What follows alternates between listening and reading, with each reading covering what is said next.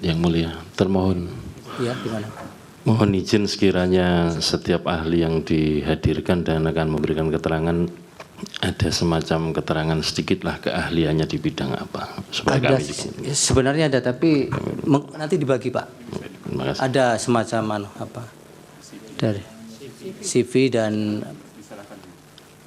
nanti kami serahkan. Silakan, Prof. Waktunya akumulasinya 20 menit, tapi mungkin 5-7 menit bisa memberikan pendapat yang esensial yang akan diterangkan, Prof. Terima kasih Yang Mulia. Assalamualaikum warahmatullahi wabarakatuh. Sebelum saya menyampaikan ini, saya perkenalkan, saya ahlinya di bidang hukum administrasi dan saya sebagai pengajar hukum administrasi. Dan saya pada kesempatan ini akan menyampaikan juga dari perspektif hukum administrasi itu.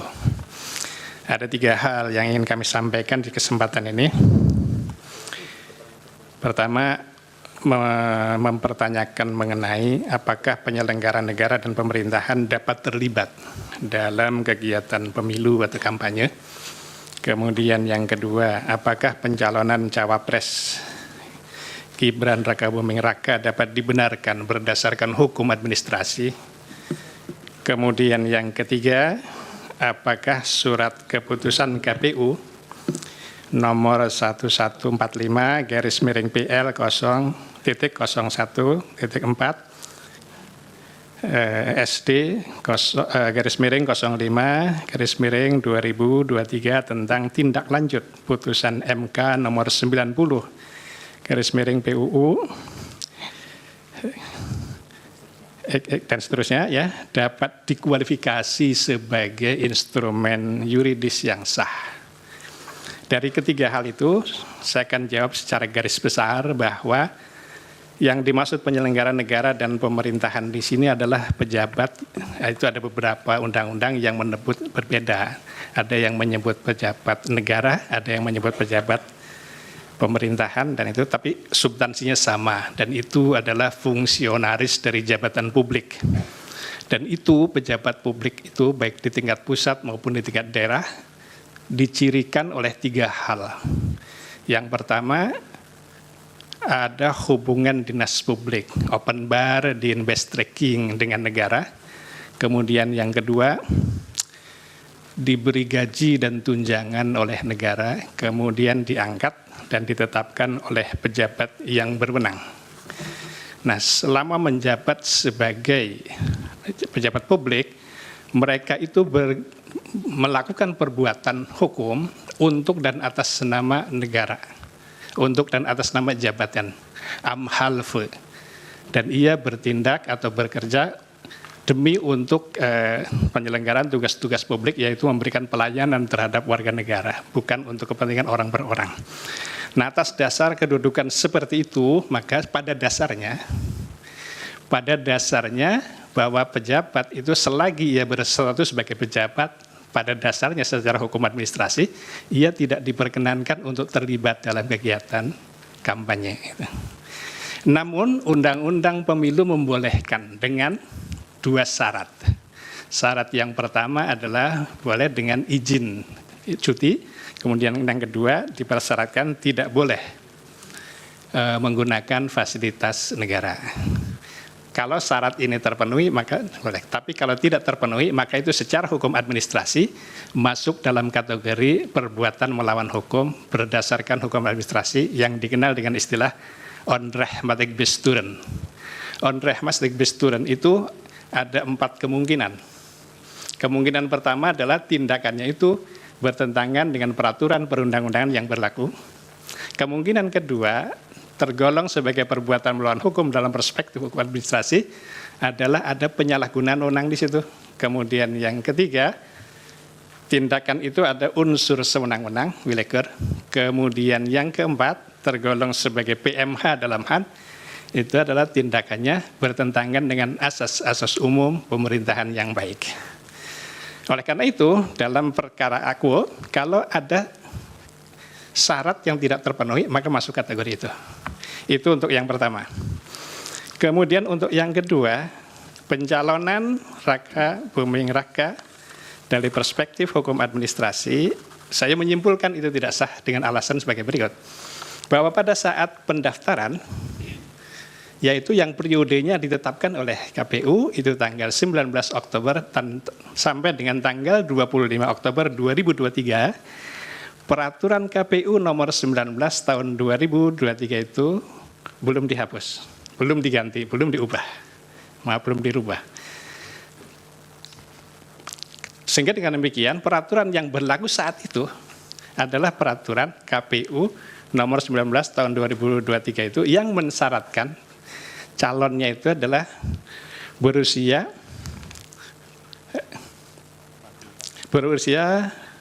paling rendah 40 tahun. Sehingga dengan demikian pada saat pendaftaran itu ya yang bersangkutan memang belum berusia 40 tahun.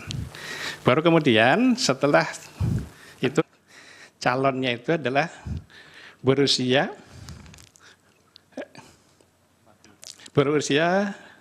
paling rendah 40 tahun. Sehingga dengan demikian pada saat pendaftaran itu ya yang bersangkutan memang belum berusia 40 tahun. Baru kemudian setelah itu ternyata diterima pendaftaran itu, baru kemudian penetapan sebagai pasangan calon itu menggunakan keputusan KPU nomor 1632 tahun 2023. Ini yang saya aneh dari perspektif saya sebagai bidang hukum administrasi adalah pada konsideran menimbang.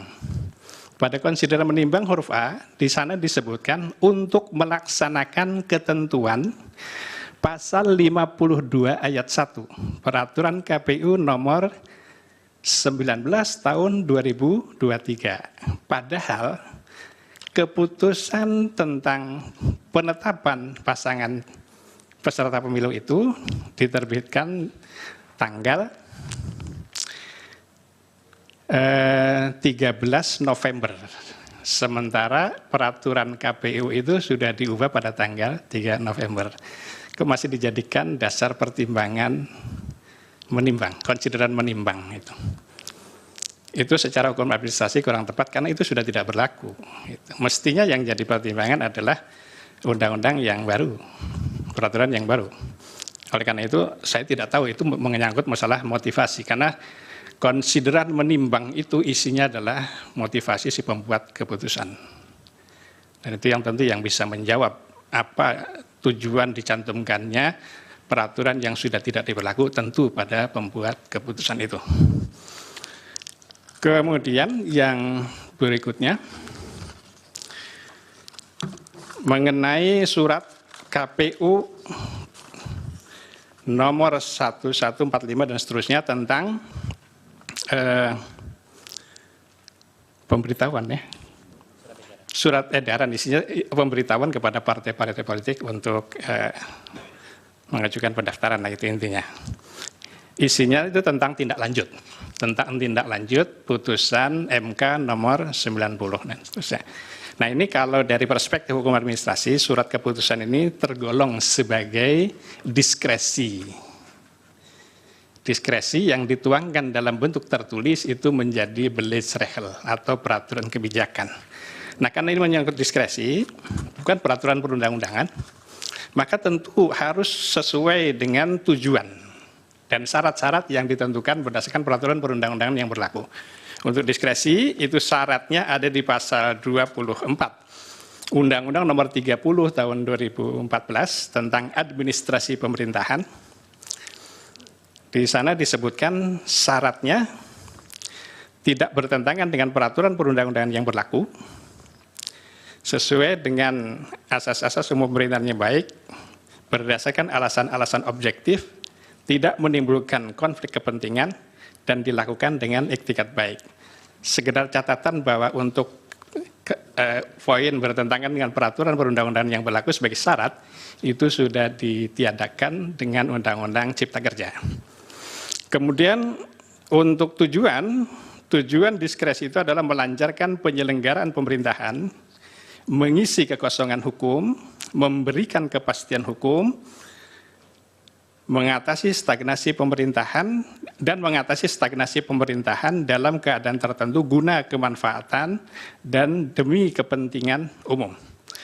Syarat dan tujuan diskresi ini berdasarkan Undang-Undang Administrasi Pemerintahan, baik syarat maupun tujuannya, itu sifatnya kumulatif. Sehingga karena kumulatif, agak sulit untuk dipenuhi itu sebagai peraturan kebijakan yang sesuai dengan undang-undang ini. Karena putusan MK itu tidak ada vague norm, tidak ada norma yang samar. Tidak ada pilihan juga, hanya satu hal, yaitu mengubah ketentuan pasal 169 tentang syarat itu, huruf Q, hanya itu. Sehingga hanya ada satu hal yang dapat dilakukan oleh KPU ketika itu, yaitu mengubah saja. Mengubah peraturan KPU itu sesuai dengan putusan MK itu. Tidak ada alternatif lain. Tidak ada pilihan lain. Ketika itu tidak ada pilihan lain, maka diskresi tidak dapat digunakan. Harus menggunakan peraturan atau ketentuan yang berlaku. Itu secara garis besar dari apa yang kami sampaikan. Baik, silakan dari